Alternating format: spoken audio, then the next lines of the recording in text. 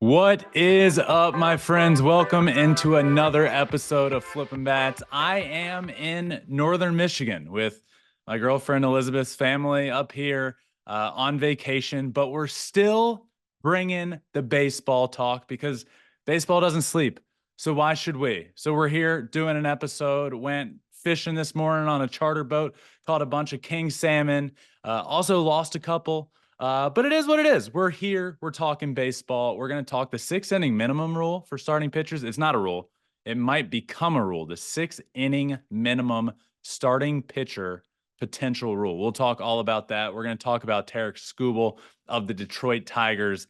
And we're going to talk about Paul Skenes. I've heard a lot of talk about potentially shutting Paul Skenes down, whether or not that should happen or what I think about that. So we'll talk all about that. And of course, power rankings to finish it off because it's the first episode of the week. And we always talk power rankings and who missed the cut and why teams are in certain spots. So let's get started. 6 inning minimum, a big conversation over the last week or so. Look, let's just state the rule first. The potential talked about rule is that starting pitchers need to go a minimum of 6 innings, or what will most likely happen, or they will lose the DH spot in the lineup. So if your starting pitcher doesn't go 6 innings, you're losing the DH. Pitcher's going to have to hit the rest of the game. A couple exceptions, a couple of variables. Obviously, you can't just say pitcher has to go 6 innings or else. 100 or more pitches. These are examples of how you could go less than 6 innings and not lose the DH. 100 or more pitches, 4 or more earned runs, and if the pitcher gets injured, which would then require an IL stint. So the reason for this is because starting pitchers are becoming less and less, I don't want to say important in the game. Obviously, they're very important, but less and less of what we view as starting pitchers, the guy that's going to go long into games. That's not been the case anymore. The average innings pitched for a starting pitcher over the last 10 years has gone down almost a full inning, from 6 innings pitched in 2014 to just over 5 innings averaging right now. So that's a big difference. And Major League Baseball realizes they have a problem. They want starting pitchers to go longer in the game. So their goal and their mission, as they said, is for starting pitchers to become more relevant in the game and go longer and deeper into games, and to keep pitchers off of the injured list. Stop pitcher surgeries, to which a lot of people say, well, how's that going to be the case? Well, the case is pretty simple. Years ago, back when our friend John Smoltz, who joins every single week, back when he was pitching, Tommy Johns weren't near as prevalent, but they were pitching longer and longer and deeper into games. So what's the problem now? Why are pitchers getting as many surgeries as they are? Well, I guess what I would say is pitchers are throwing too hard and every single pitch trying to throw 100% or 103 miles an hour, and your arm's just not supposed to do that. And you should pace yourself to be able to get deeper into games. I don't hate this 6 inning minimum rule. I do think something needs to change. I do think I think one, pitchers are, this is coming from an analytics perspective. I think analytics are saying a pitcher doesn't do as well a third time through the lineup, so let's take him out. Our bullpen's great. Well, I get tired of seeing a pitcher throwing really well through 5 innings or 5 1/3, and next thing you know, the top of the lineup comes around and he gets yanked for a reliever. So I do think the game of baseball needs to do something. I do think we have too many pitcher injuries in this game right now. We absolutely do. And you can't point to less innings equals less injuries. In fact, you can point to, well, less injuries equals less innings equals more injuries. I'm not saying throwing less is causing more injuries, but we absolutely have starting pitchers right now throwing less innings and getting hurt more. So this is going to incentivize teams to have their pitchers go deeper and deeper and deeper into the game. And I think that is only going to be a great thing when all is said and done. So I like the rule. There's a couple things I don't like about it. One of the options for a pitcher to not have to go 6 innings is if a pitcher gets injured. That one seems obvious. But the caveat of with a required IL stint, I don't love. I think we need to figure that out. I don't want a pitcher pitching through something just to get to that 6 inning mark because they don't want to go on the IL and making it potentially worse. Or a pitcher saying, hey, something doesn't feel right. My elbow feels a little bit off. I just want to be cautious here and come out of the game. And let's go get an MRI after. MRI shows up clean, but no, you came out of the game before 6 innings because of an injury. Now you have to go on the IL. Or you lose your DH. I don't love that aspect of it. I don't think this is ultimately going to be the final rule. I don't even know if this is going to happen, but I do think we're heading in the right direction. I do think sports need to evolve and change with the times all the time. It happens every sport all the time. Baseball used to be you could bounce it to home. There was never a catcher. You had to swing at every pitch. Should we have kept that? No, of course not. The sport always has to evolve and change with the times, and this is an opportunity to do that.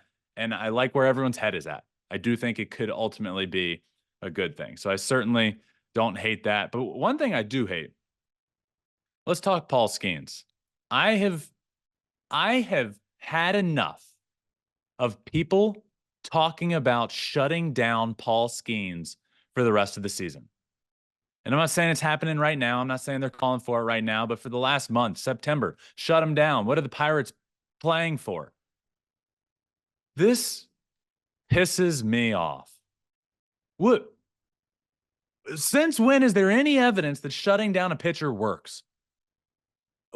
I don't understand. We're trying to get Paul Skenes. Paul Skenes is one of the best pitchers in baseball, right? He's really young. You're trying to protect him. We'll protect him by letting him go do what he's been doing his whole life. That's pitching. There is zero evidence that shutting down a pitcher at the end of a season is helpful to him through the rest of his career. It is laughable to old pitchers that used to throw 250, 300 innings a year and not get their arm and not get injured, that a team would shut down their best pitcher just to protect him. We're trying to build Paul Skenes for the future. This is his first season in the big leagues, and we're trying to have him build up his arm strength and learn how to pitch every fifth or sixth day. That's going to be huge for him in the rest of his career. Learn how to pitch deep into a season. This is how you do it.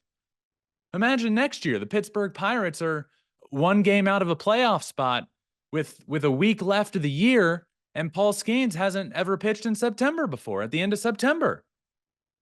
Why not? Because he shut him down at the beginning of at the end of last year, just and out of fear that he might hurt himself? No.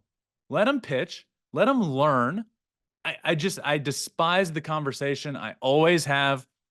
And I know this is sort of an older fear, but obviously, you can't get hurt. You can't injure your elbow. You can't injure your shoulder. Obviously, there are ways, but you're not going to have to get Tommy John surgery if you're not pitching. What are we going to do? Protect Paul Skenes for the rest of his career? Great. You know what we should do to protect Paul Skenes? Never pitch him again. Then he won't get hurt. It's ridiculous. We have to teach the guy, the guy needs to learn how to pitch late into September, into early October, and he's not going to do that when you pitch him for half a year, 3/4 of a year, and then shut him down just because. I think it's better for Paul Skenes long-term and health-wise by letting him learn to pitch deeper into a season than he ever has before. So I just get tired of hearing the conversation. I think that needs to stop. I think Paul Skenes should pitch the entire season. I think he's going to compete with Jackson Merrill for Rookie of the Year. I think he could finish in the top 3 of the Cy Young voting, which would help get the Pirates a comp pick in the draft. Let the kid go. He's the best thing going for the Pittsburgh Pirates right now. He's one of the best things happening in the game of baseball right now. The game has been great because of him. Let Paul Skenes pitch. There's no evidence that proves shutting him down would prevent him from injury. But speaking of Cy Young voting, another thing I wanted to talk about today.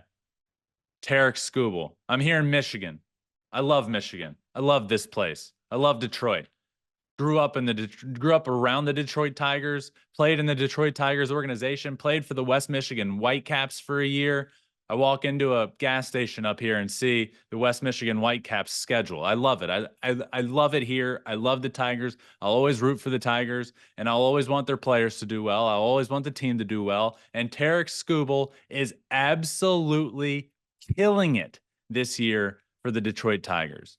AL Cy Young favorite as we sit right now. I called it at the beginning of the year. I said Tarik Skubal is going to win the AL Cy Young Award, and the only thing he has gone out and done this year is prove me right. And he was neck and neck there for a while with Corbin Burnes, and there is still obviously a chance that Corbin Burnes wins the Cy Young Award. Paul Skenes was minus 8,000 to win the NL Rookie of the Year 10 days ago, 2 weeks ago. And now him and Jackson Merrill are neck and neck in terms of the odds-on favorite to win the award. So obviously things can change. But Tarik Skubal is your current favorite to win the AL Cy Young Award. And forget about the American League. Tarik Skubal is the best pitcher in the game of baseball. We got a lefty out there throwing 100 miles an hour, shutting down the New York Yankees in the Little League Classic. We got a lefty shutting down every single team he faces. There is no single pitcher better than Tarik Skubal in the game of baseball. You look at his whip in terms of career and the history of the Detroit Tigers organization. In 2011, when Justin Verlander won the AL MVP award, his whip is comparable to that.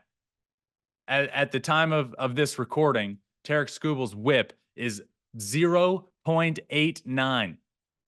That is well under one batter reaching base per inning. Historically good. Historically good with the Detroit Tigers. Again, Justin won AL MVP that year, and it was just slightly better than where Tarik Skubal is at right now. I said it before the year. He's going to have an unbelievable season, and he's gone out and done better than I could have imagined. Again, I know he wasn't a huge household name coming into the year, but I didn't think it was a crazy pick for him to win the award. So I'm not here taking a victory lap, although if it does win, I should take a victory lap. But I didn't think it was this crazy pick. The guy's a lefty that throws over 100 that I thought was going to have a breakout year. And as we sit right now, Tarik Skubal is the odds-on favorite to win the AL Cy Young Award. Absolutely love it for him, the Detroit Tigers organization. I love the kid. By the way, in the Little League Classic the other day, it is Players Weekend right now. And in the Little League Classic, he was wearing, obviously his last name's Skubal. He was wearing Scooby-Doo cleats. Loved that out of him, shutting down the New York Yankees in those. So again, Tarik Skubal, odds-on favorite to win the AL Cy Young Award over Corbin Burnes right now. Basically a two-person race between the two of those. Tarik Skubal with the Detroit Tigers, Corbin Burnes with the Baltimore Orioles. But I called it preseason. I'm calling it now. Tarik Skubal is winning the AL Cy Young Award. Love that. Love that for my Tigers. By the way, Players Weekend was awesome. I don't know if you guys saw everything, but players have the flexibility. In case you're not entirely familiar, Players Weekend is just according to Major League Baseball, it's an opportunity for players to showcase their individuality and show off, certain sides of them that you might not get to know. And they do that through their cleats and through their bat and whatever they want, really. Names on the back of their jerseys weren't allowed this year, but through a lot of other things. They used to be able to put their nickname on the back of their jerseys. You weren't able to do that this time, but there were some awesome things. I saw some of my favorite things. Brandon Marsh had his bat design that looked identical to him.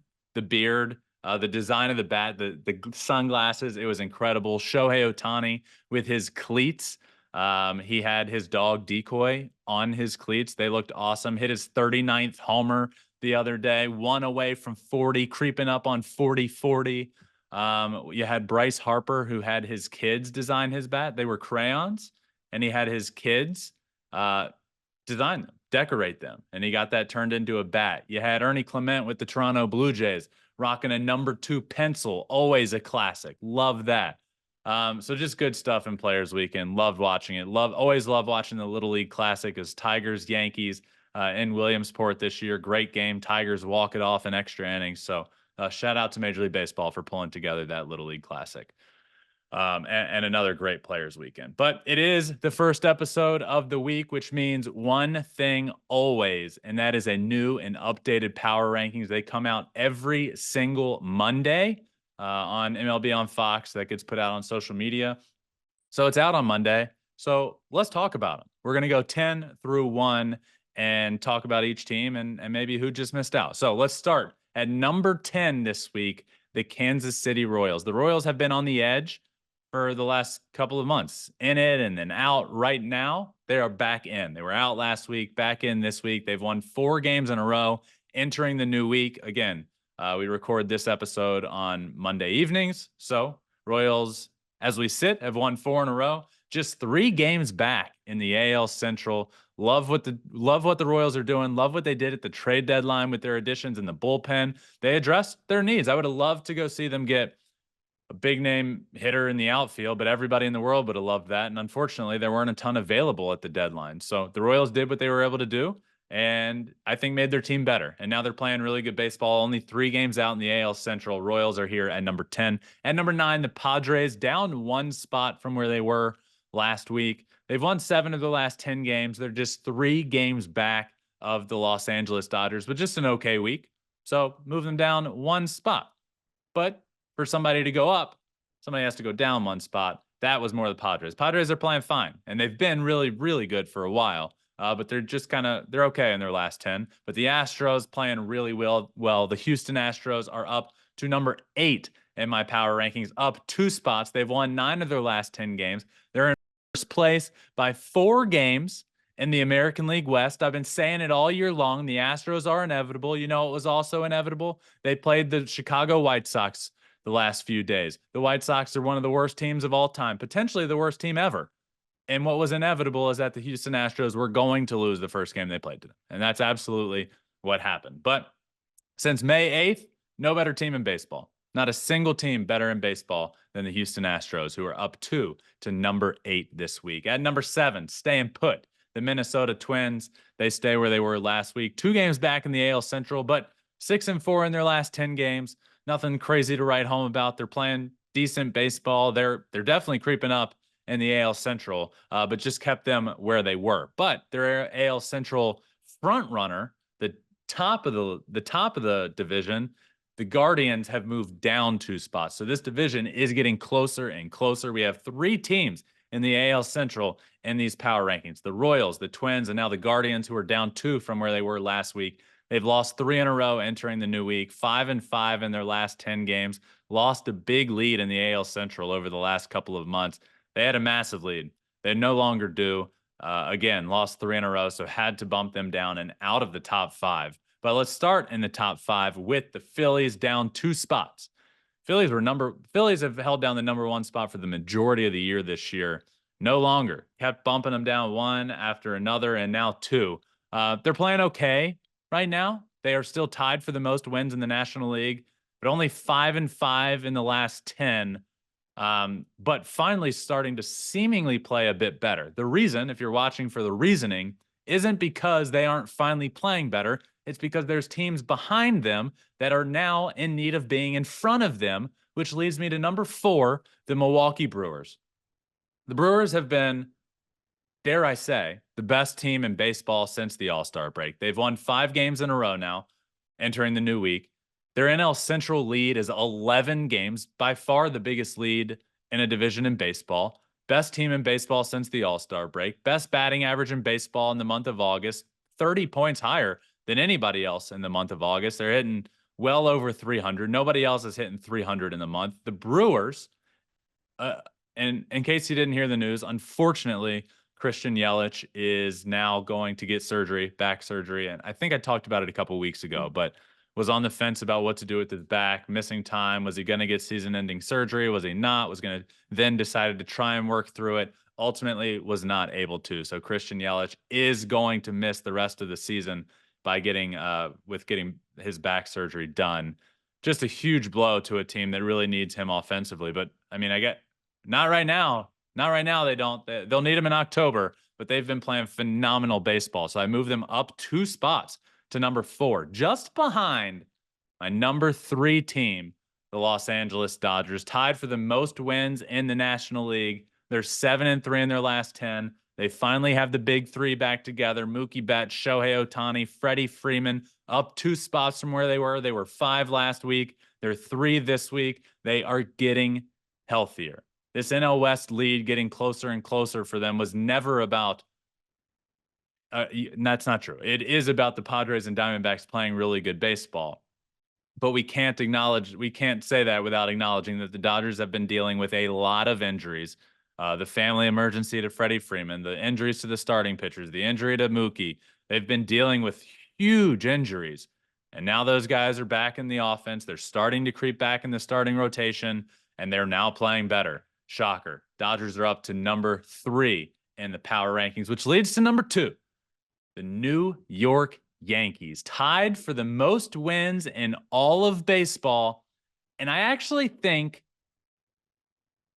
the New York Yankees, I would say, man, it's a toss-up right now between them and the Baltimore Orioles. But the Yankees have I would have had them in the top spot, but lost 2 in a row, and that's the reason I have them here right now. Let's go to number 1 to have this conversation all in one. My number 1 team in this week's power rankings remains the same. The Baltimore Orioles, also tied for the most wins in all of baseball. Again, if the Yankees had won on Sunday, I probably would have bumped them up to the number 1 spot. But ultimately, they lose 2 in a row. You can't bump a team up into the 2 spot for me, or into the 1 spot. Even with a team not playing great, the Orioles aren't playing their best baseball right now. But that lead is getting closer. The lead in the American League East is non-existent. Those 2 teams are neck and neck, tied in the win column. But I couldn't justify moving the Yankees into first place over the Orioles without them winning a couple more games as well. So Orioles keep that spot despite not playing their best baseball. So 10 through 1 goes Royals at 10, Padres, Astros, Twins, Guardians. Top 5, Phillies, Brewers, Dodgers, Yankees, and the Baltimore Orioles. Meaning the teams that just missed out for me, Arizona Diamondbacks are probably that team for me. The Diamondbacks are the team for me that was the most difficult to keep out. They've been playing incredible. They've really cut that lead down. Them and the Padres are also there neck and neck around the 2 spot in the NL West. But I just felt like with the Royals winning those 4 games in a row and creeping up in the AL Central, only those 3 games back right now, the Royals are definitely playing better baseball than the Arizona Diamondbacks over the last week. They've been really close in terms of where they are in the power rankings. So I did bump the Royals back into that 10 spot and kicked the Diamondbacks out for now, just because of how well the Royals are playing. So Orioles holding down the number 1 spot, and I am holding it down here in Michigan for the Flippin' Bats community up here in northern Michigan. Just loving it. First vacation in a long, long time to be able to take, but had to bring an episode, and I really hope everybody appreciates that. As always, this community is the absolute best. I love and appreciate you all. Please make sure you subscribe wherever you listen to your podcast, Apple, Spotify, wherever, Flippin' Bats Pod there, and leave a review and a 5-star rating. That does really, really help. You can also watch everything on the Flippin' Bats Pod YouTube. We put everything out on social media at Flippin' Bats Pod everywhere, Twitter, Instagram, TikTok, all that good stuff. So give us a follow. But this show means the world to me, and want to make sure I bring something to you guys every single week, and multiple episodes, and talk about the game of baseball that we all love so much. So appreciate you all. Thank you all for listening and watching, or whatever you're doing. But until next time, my friends, John Smoltz coming up on Saturday with Smoltz. The Hall of Famer joins, as he does every single week. So make sure you watch that. If you haven't listened to last week, Saturday with Smoltz was great. This past Saturday as well. So go check that out. And until Saturday, my friends, remember, find your bat and flip it.